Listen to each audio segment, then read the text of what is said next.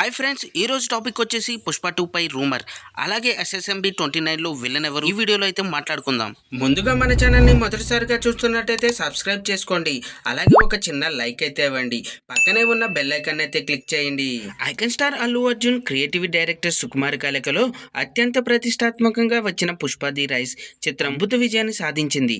దీంతో Pushpa 2 the rule పై భారీ అంచనాలు అయితే క్రియేట్ అయ్యాయని చెప్పాలి. ఈ నేపథ్యంలో ఈ సినిమాపై ఇప్పటికే ఎన్నో రూమర్లు వినిపించాయి.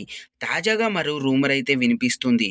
ఈ సినిమాలో కొన్ని సన్నివేశాల్లో అల్లు అర్జున్ ఓల్డ్ గెటప్లో కనిపిస్తాడని, ఆ గెటప్తో పాటు తన వాయిస్ మాడ్యులేషన్ కూడా ఓల్డ్ ఏజ్ స్టైల్లో చెప్పబోతున్నాడని, దీంతో బన్నీ డైలాగ్స్ కొత్తగా ఉండబోతున్నాయని తెలుస్తుంది.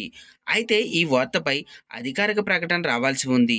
పైగా ఈ పుష్ప సీక్వెల్లో కొన్ని కీలక పాత్రలతో పాటు కొత్త పాత్రలు కూడా ఈ పుష్ప 2లో పరిచయం కానున్నాయి. అందుకే పుష్ప 2 కోసం ఫ్యాన్స్ రెట్టింపు ఆసక్తితో ఎదురు చూస్తున్నారు. మైత్రి మూవీ మేకర్స్ ఈ చిత్రాన్ని భారీ ఎత్తున నిర్మించింది.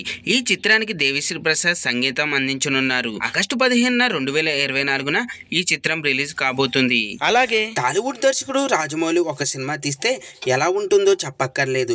ప్రతి ఒక్క ఆడియన్స్ తన సినిమాను చూసి కాలర్ ఎగరేసుకుని మరీ బయటికి రావాలి.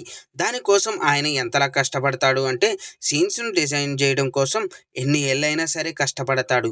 ఎక్కడా కూడా కాంప్రమైజ్ అవ్వడు. అలాంటి రాజమౌళి ప్రస్తుతం మహేష్ బాబుతో తెరకెక్కిస్తున్న పాన్ వరల్డ్ సినిమా మీదనే ఇప్పుడు దృష్టి అందరికీ ఉంది. ఏకంగా 1000 కోట్ల బడ్జెట్తో తెరకెక్కించబోతున్న ఈ మూవీ కోసం రాజమౌళి అన్ని పక్కాగా ప్లాన్ చేస్తున్నాడు. ముఖ్యంగా మూవీ మంచిగా రావాలి అంటే ప్రతి ఒక్క పాత్ర చాలా ముఖ్యం. అందులోనూ మహేష్ బాబుకు ధీటుగా నిలబడగలిగే ప్రతినాయకుడు క్యారెక్టర్ అంటే మామూలు విషయం కాదు. అయితే తాజా సమాచారం ప్రకారం ఈ సినిమాలో విలనిజాన్ని పండించే హీరో అయితే బెటర్ అని రాజమౌళి భావిస్తున్నారంట. ఇందులో భాగంగా బాలీవుడ్ స్టార్ హీరో ప్రపంచ అందగాడు హృతిక్ రోషన్తో ఈ పాత్రను చేయించాలని రాజమౌళి డిసైడ్ అయ్యారట.